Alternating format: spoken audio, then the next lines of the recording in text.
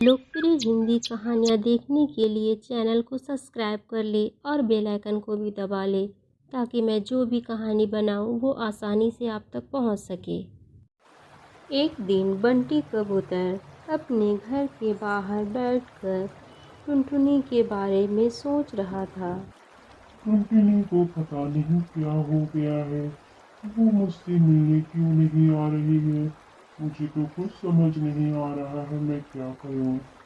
मुझे तो उसकी चिंता सता रही है। इतने दिनों तक तो ऐसा कभी भी नहीं होता कि वो मुझसे मिलने ना आए। नहीं होता है तो मैं ही कल चला जाऊंगा उसके घर उससे मिलने के लिए। पता नहीं, मेरा तो मन ही नहीं लग रहा उसके बिना। कल सवेरे ही मैं उसके घर जाऊंगा उससे मिलने। बताना। अगर वीडियो अगर पसंद है तो प्लीज़ लाइक कमेंट शेयर कर देना और चैनल को सब्सक्राइब कर देना।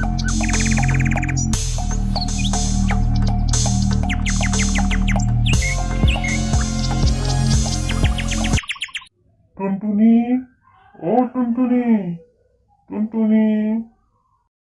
अभी आती हूँ।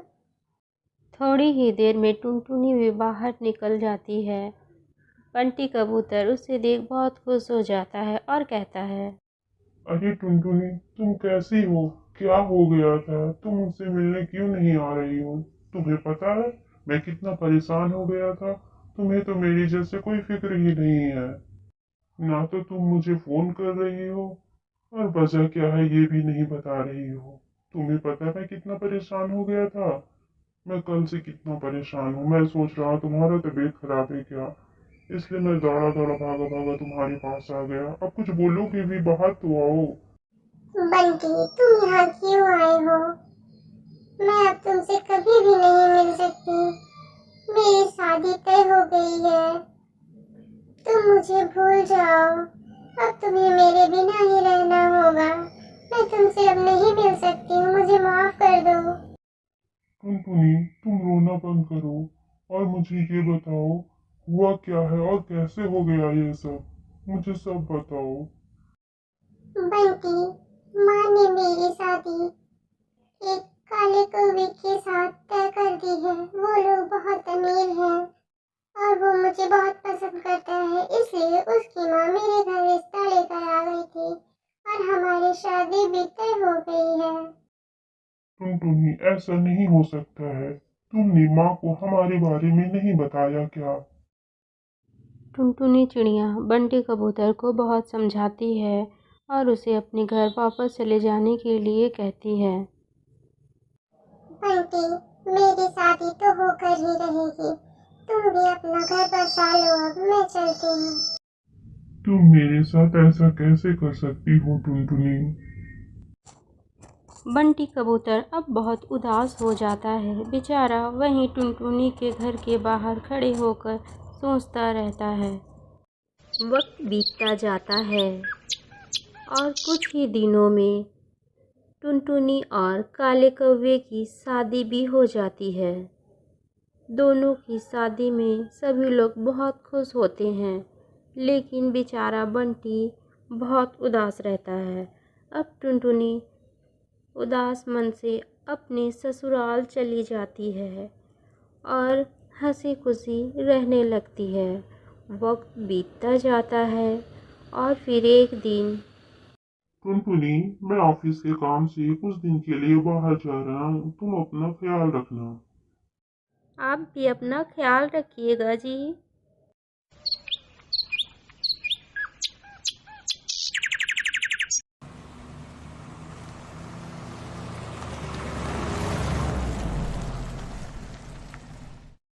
मम्मी जी, इनके जाते ही घर कितना सन्नाटा हो गया ना।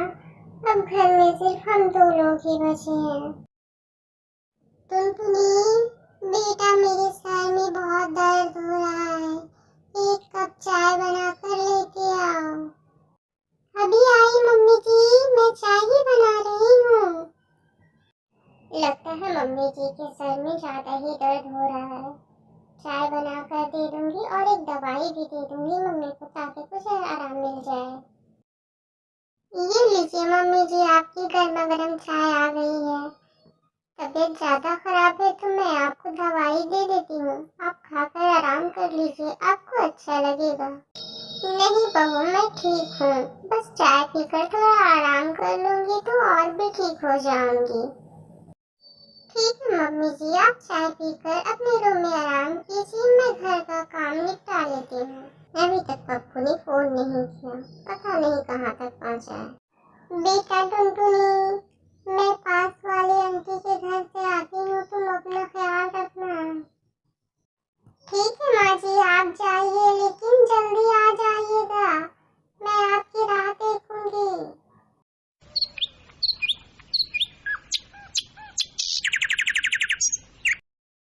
थोड़ी देर के बाद ही टुनटुनी की सास अपनी सहेली से मिलकर घर आ जाती है।